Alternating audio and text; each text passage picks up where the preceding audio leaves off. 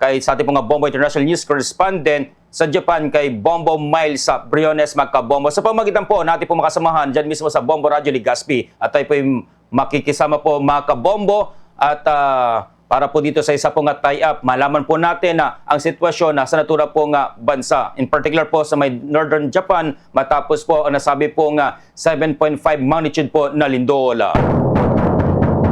Kaya yan po ang ating pong kukunin po mga kabombo at maalamin na ang mga sitwasyon sa natura pong bansa.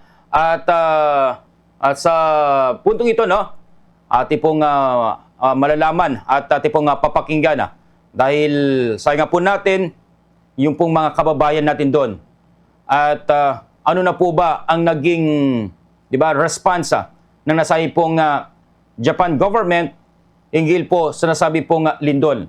Kasi dyan mismo sa Japan, nagkaroon na tayo noong 2011 na tsunami and yung 9.0 magnitude. Right now, ano po ba yung naging karanasan para bang nag-flashback po ba yung nangyari at ito po bang kaganapan na ito ay napaghandaan sa mismong Northern Japan sa may Fukushima, Ma'am Miles? Yes, magandang umaga sa iyo, Bombo Frami, Ohayo gozaimasu, at magandang umaga din sa ating mga kabombo dyan sa Dagupan. Alright, about sa tsunami, hindi naman kasi talagang kung ikukumpara mo talaga, napakalakas ng tsunami yung 2011. No? Although, ang Japan naman lagi, pagka ganyang may pagyanig, hindi naman kaagad dumarating ang tsunami na bigla-bigla. No?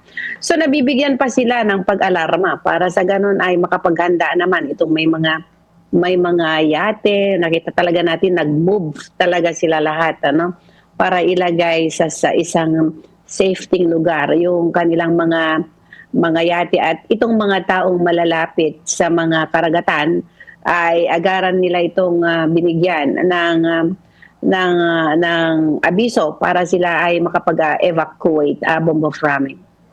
Ma'am Miles, matapos po na may mga measures po ba? I mean to say kasi nakikita na po natin yung po mga naglalakihan po na mga infrastruktura doon mismo sa may gilid po ng dagat na talagang hindi mo natanaw yung pong dagat kapag andun ka mismo sa mga bahay. Pupunta ka pa ng taas, parang isang flood control na ito yung parang paghahanda. So, ganun po ba? And then may mga iba pang matris na nilalagay, Ma'am Miles? Yes, actually medyo pumasok siya sa may mga mga malalapit na ilog yung tubig Bombo Frami. Pero hindi naman na ganoon kaalarma na kagaya ng 2011. But para ma-sure na safety itong ating mga kababayan o mga mamamayan na malalapit sa karagatan nitong Fukushima, Miyagi, Iwate, Aomori, tsaka Hokkaido, kasama dyan yung Ibaraki and Chiba Prefecture, Bombo Frami, ay pinalikas actually ang ilan ba ito? Bale, 182 municipalities ang meron ng lahat-lahat itong binanggit nating prefecture at pinalikas din nila yung 176,000 na residente, Bombo Frami. Okay. And Ma'am Miles, right now po ba sa ganito pong mga sitwasyon ay sabi nga po natin resilient na? I mean to say na sanay na ang mga tao kapag ganito pong mga sitwasyon and parang wala na pong mga sabihin po natin na medyo pangamba, Ma'am Miles, kasi parang Pilipinas every time na po nangyayari may mga quarterly earthquake drill po dito, pero dyan sa Japan, mas lalo na po dyan talagang napaka-prepared po, Ma'am Miles. Ang baga sana we're used to it, no? Yes. Sanay na kami. Makita mo naman ang ang mga Japanese pagdating sa ganitong mga trahedya na kumakalma talaga sila kung saan silang lugar. Although nandiyan talaga yung pag-stranded ng mga commuters natin, ng mga sumasakay sa ating bullet train, no?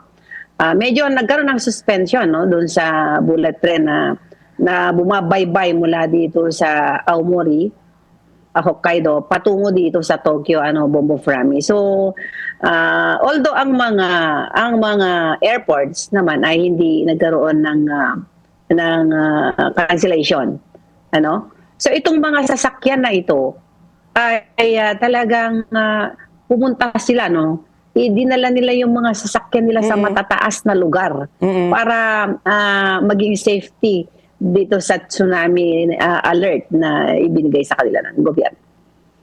Alright. And with that po, Ma'am Miles, maraming salamat po. At siguro yan lang aking katanungan, Bombo Kier. At siguro kung meron pang next round ay pwede pa tayo. Back to you, Bombo Kier.